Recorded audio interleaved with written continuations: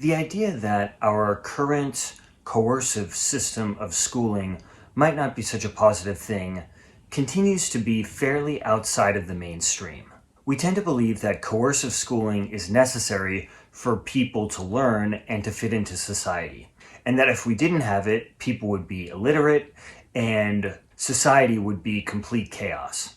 I've come to believe that this isn't true at all, and even worse, the school system probably contributes to all kinds of social problems and also squanders creativity and human potential. And while there are some people that see this, we're still kind of in the dark ages where if you have a problem with the school system, whether you are a student in that system or a parent or even maybe a teacher, you are kind of screwed because you are coming up against this giant machine that generally just expects you to adjust to it. And the voices that oppose it are kind of on the margins. I think there are many ways that the school system dumbs us down.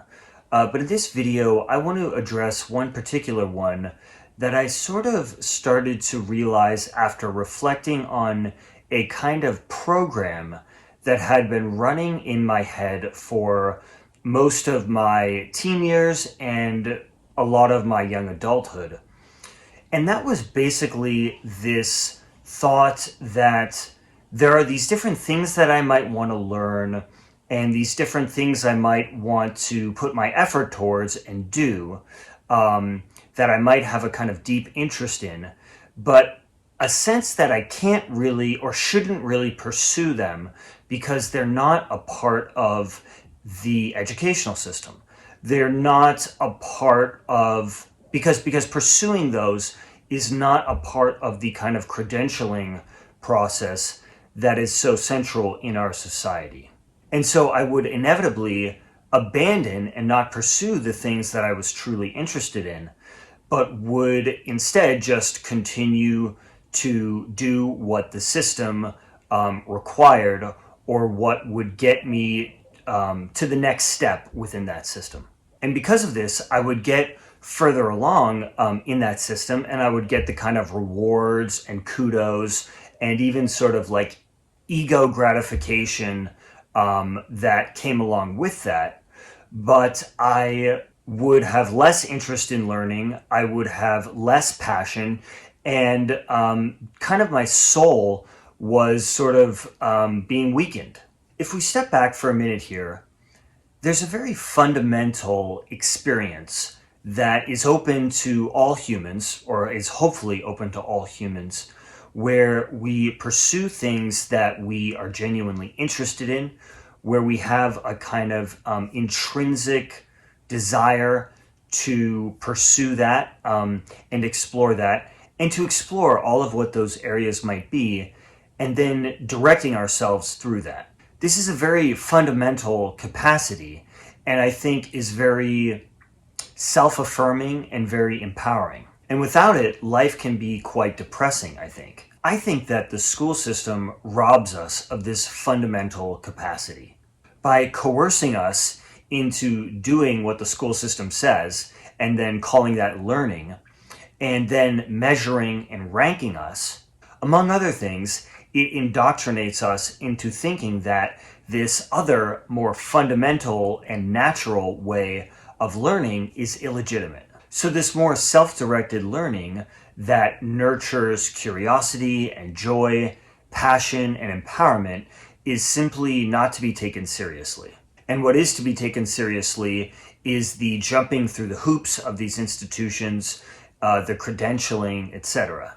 And I also think that this basically teaches us that our worth comes not from our authentic selves, but from what this man-made system says about us. And so I think that this basic dynamic can really show us why school can be quite soul-killing. And so I think this is about learning that is driven by one's true self, basically, versus driven by coercion.